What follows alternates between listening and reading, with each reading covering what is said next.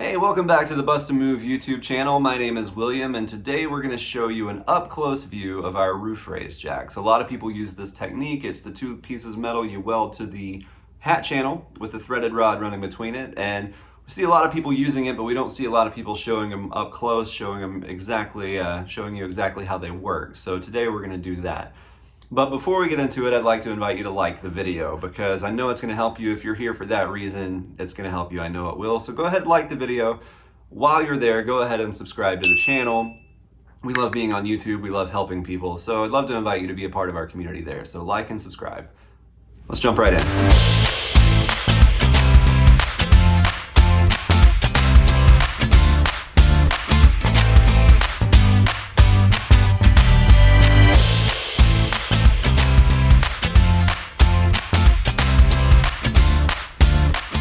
So we have an awesome new tool that we're debuting tonight. It is not the roof raise jacks, it is this.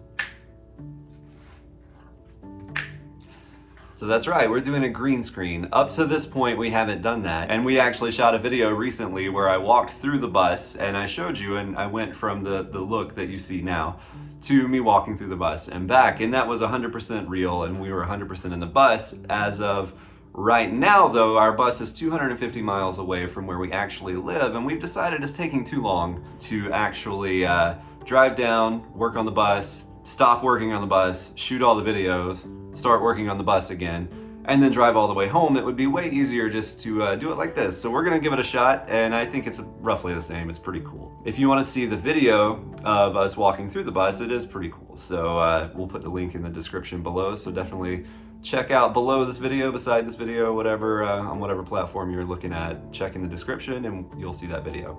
But from the start of the YouTube channel for Bussedamove, we decided that we wanted to make videos that we couldn't find when we were looking for them. And one of those is an up-close view of the roof raise jacks. And you see them in almost every roof raise video, and nobody ever shows them like super up close, you know? And I mean, and it's kind of easy to figure out, but it doesn't hurt sometimes when you're just double checking, since you are cutting, 1,000 pounds or whatever of metal over your head and raising it up. It helps to see what you're doing and get a better feel for it. And we do have a 4-part roof raise video series already, and in that there's an overview, which is a pretty comprehensive look at the entire project. And then you have an exhaustive look at both our front transition and our rear transition. And then the 4th video caps the whole thing off with the choice of metal that we use, from sheet metal to the angled steel to the flat bar to all of that. So we'll definitely put a link to that in the description as well, but we kind of want to round off the series by adding a 5th video, which is this one, which is an up-close look at the roof raise jacks. So here's a look at the specs of our roof raise jacks. So it's 2-inch angled steel with a 1-inch square tube welded in between. In the little valley there, it's you can see that it's just welded through there, and that gives just enough of a hole in here for a 3/4-inch threaded rod to go through there. And that's it. A lot of people use like 6-inch flat bar that's like a 1/4 inch, but this is just 1/8 angle steel, 1/8 tube steel welded together into a little bracket there. Now I will say that one of the downfalls of this is the 2-inch gap here. Once you put the tubing in here, it's really only about a 3/4-inch gap from the hat channel. It's pretty tight. So if I had this to do over again, I would probably do 3-inch angled steel, or I would probably do the flat bar like everybody else, but this works. I mean, you can see from the evidence of where we ground off this side, this is the part that was welded to our bus, and it definitely worked. So we'll add in a picture of our bus so you can see it, but definitely a pretty cool thing there. So that's just the one piece, and you have 8 of those in our setup. It is 2 per jack, and there are 4 jacks. And it looks a lot like this. So when the 3/4-inch threaded rod goes between there, you have your nut here, which is actually adjusted with a 1 1/8 inch wrench. And so you'll see, I don't know if you can see the difference quite a lot there, but this is the new factory edge. You have 1 left on these particular devices. And then you have where we had it welded to our bus, so little janky curvy stuff there where we had to grind it off when we were done. So I like to put a nut. I put a nut on the bottom there. Not that this could happen, but it might happen. if you get a little overzealous with the jacking, once it raises up, you can't pull the jack out of the hole if a nut is there. So that's the last thing you want, is somebody running the jack, nobody communicating. All of a sudden you jack this out of the hole, and all of a sudden your roof is loose and falls over. Nobody wants that. So I like to measure from this nut right here to however far your roof raise is. So in Bussedamove we did 18 inches, so this is a lot further than 18 inches. But if you were going 18 inches and you wanted kind of a jig there, you would measure 18 from here to wherever 18 inches is, run the nut up to that. And I mean, I don't suggest that for precision you have to measure, absolutely measure, but if you want a good gauge or a good ballpark without having to run over there every 2 seconds and pull measurements, maybe do that. Do a little bump stop there. That's actually something from the music world. I am a musician, we talk about that all the time. But drum hardware, you have memory locks on like cymbal stands and things like that. So taking a tip or a trick from the world that I live in most, we did that. So that was pretty cool. It's a pretty good addition there.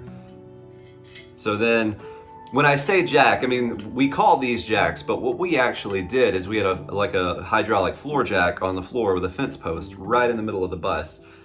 And so in between this jack, you put this one at the front, one next to it, you put one in the back, and then one next to it on the opposite side. But then we put a fence post on a hydraulic jack in the floor of the bus, and we jacked on that, which made it raise, because you'd be here forever if you had a wrench just doing like one turn at a time or half a turn at a time and getting that down. So we raised it about this far and then went around the bus and did one of these guys forever and ever and ever, which is still faster than using a wrench, and jacked it up to the our bump stop there, and eventually, like any good cooking show, it looks something like this. And a little time compression there, that's fun stuff. We have one already done. So in this case, we have raised up and ran the nut down all the way till it's snug there, and then we pull measurements, and it's done. So from there, if you want to do fine adjustments, you know, like after you get it roughed in, I'd still measure, you know, make sure they all match. And then if you need to, you can take that 1 1/8 wrench and make small adjustments. And from there you can do the little nuance, and it's pretty cool. So that is our roof raise jacks in a nutshell, and the specs, and also the system that we use to implement to use them in order to raise our roof by 18 inches on Bussedamove. But tonight is a special night because we're packaging all this stuff up and we're sending it to Nebraska. We have some friends over the internet, over Instagram, that we've gotten to know, named Chris and Shelby Fricky, and they are on Instagram as the Happy Vagabonds. And they reached out on a Skoolie Facebook page that we're a part of, and I was like, man, these have been sitting on a shelf for a year and a half, and you know, we've tried a 3/4 inch, 3-foot threaded rod. You'd think you could find 100 uses for it, but you know, it was kind of a one-trick pony, and that trick is done for us. So they've been sitting on a shelf, and I was like, man, we're just gonna send them to you. So Chris and Shelby Fricky and their bearded dragon named Hagrid Fricky.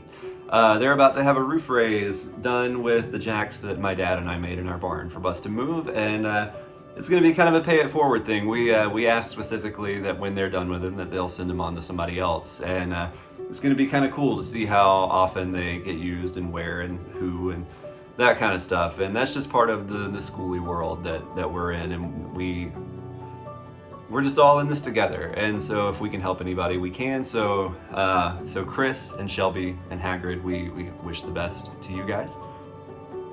But Nebraska, so they live in Nebraska. I've actually never been to Nebraska except once. You know, we talk about all the time on this channel that I grew up on a farm, and Bussedamove is currently on the farm that I grew up on in South Georgia. So a long time ago, it was the mid-90s. I was about 10 years old. And we drove to Seneca, Kansas. I think I don't know if you say it like that, but that's what we called it, Seneca, to pick up some kind of square hay bale stacker trailer thing. And that is in the rural northern Kansas area, and it was late. It was, I think, 1996 maybe. And we were hungry, and we drove to, with our atlas that we had, you know, like we drove to the closest big town, and the only thing that was open was a Burger King in Falls City. Falls City, Nebraska, just over the border on the southern end of Nebraska. And I'm assuming there's a lot cooler things in Nebraska than the Burger King in Falls City. But Chris and Shelby, you guys are further up in the northern part of the state, and I actually looked it up because I'm curious, and you're right down the road from Mount Rushmore, which is something I've always wanted to see, something I've always wanted to do. So another trade-off is we're gonna send these to you, and we ask that you go to Mount Rushmore with us one day. So definitely let's put that on the calendar. But anyway, I wish the best of luck to Chris and Shelby and Hagrid. And you know where to find us if you want to reach out ever. If you have any other questions, let me know. And YouTubers also, if you have any other questions, let me know. We're on here, we're on Instagram, we're on Facebook, at Bussedamove. That's it. So we end all of our YouTube videos with a phrase that was coined from graffiti that my dad spray painted on the wall out of sheer boredom one day.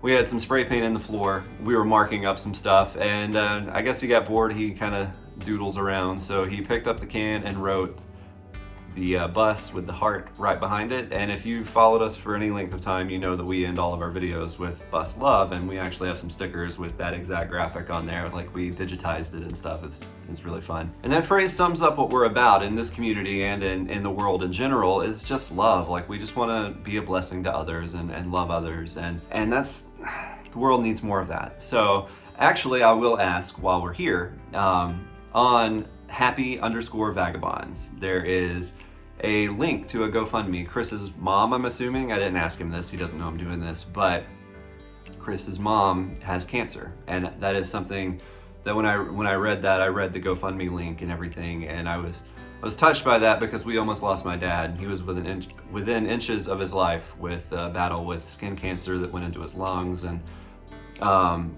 on the day that he had his second treatment, the doctor walked in and thought he saw a ghost, because he told my dad, I didn't expect you to make it through the weekend after the first dose, and here you are. And so at the recording of this is 2021, my dad's still here and loving life and helping us on the bus. He's a mainstay in our YouTube channel. If you've seen any of our YouTube videos, you've seen him, and I'm so proud to have him on our project. But when I saw Chris's GoFundMe for, I'm assuming that's his mom, it's touching. And so that's what this is about too, is just us sharing our platform with him and his mom. And if you're looking for something to do, if you're looking for a way to bless somebody, do it there and click on the link. We'll actually share them, copy the link in the description below this video.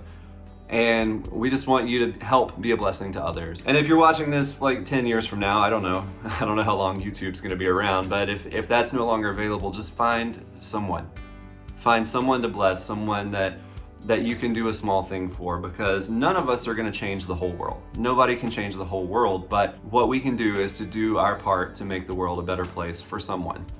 And if enough people do that, then the world will be a better place for everyone. So there you go, it's the graphic. So bus love.